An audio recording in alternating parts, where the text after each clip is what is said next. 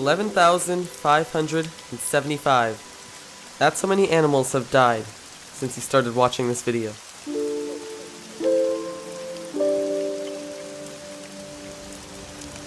It is our mission to discover why this number continues to rise, as well as what we can do to slow it down.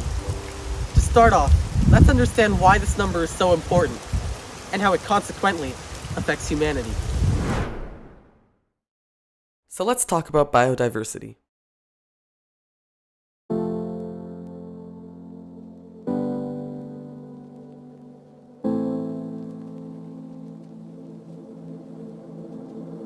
Why do humans even need biodiversity? Well, the world relies on a perfect balance of everything. The ecosystem which our planet thrives on is like a perfectly crafted supply chain that humans continue to exploit. Whenever we lose a little bit of biodiversity, some of the animals that we rely on to do essential things such as carrying seeds for plants are dying, and over time, they're going extinct. Without moisture from the plants, trees end up decaying, so you can really see how these problems start to build up. But what changes?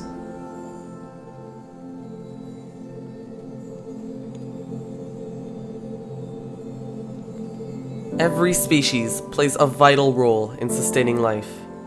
So even if one were to go extinct, the effects could reach everywhere. Plants requiring the help of animals wouldn't be able to reproduce, leading to countless food chains being destroyed. This would mean irreversible damage to all ecosystems, the same ecosystems we use for medicines, wood, food, and even something as vital as clean air.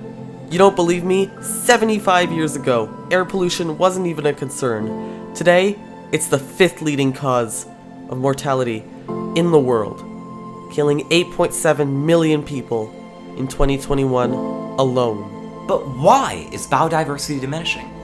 Things like diseases, climate change, pollution, and a lack of genetic diversity all play a role.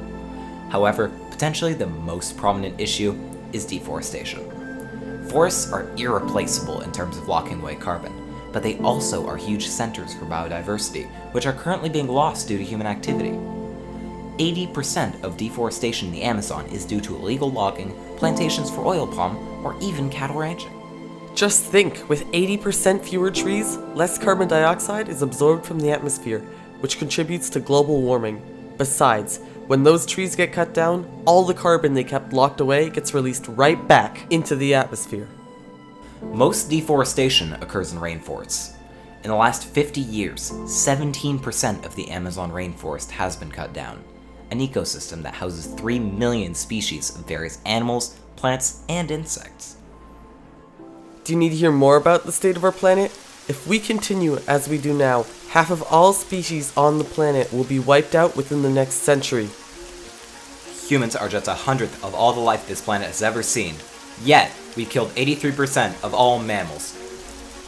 Western Europe was 80% forest. Now, it's only 34. Polar bears are so starved they have to eat little children. At this rate, humans will go extinct by the year 2100. We need to stop!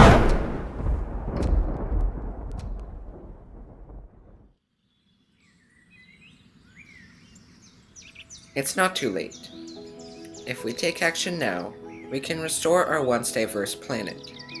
But the question is, how do we bring back our biodiversity? Well, the answer is actually quite simple.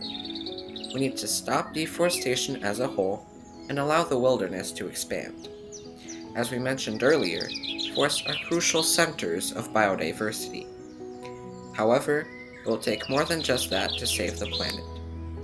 By stopping deforestation and lowering our dependency on lumber-based commodities, we could get one step closer to the diverse planet we once knew.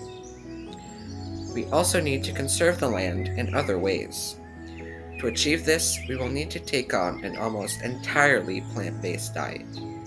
With this, we could free up almost 30% of the land we take up, simply by not eating as much meat. Then, the forest could reclaim the land they so desperately need.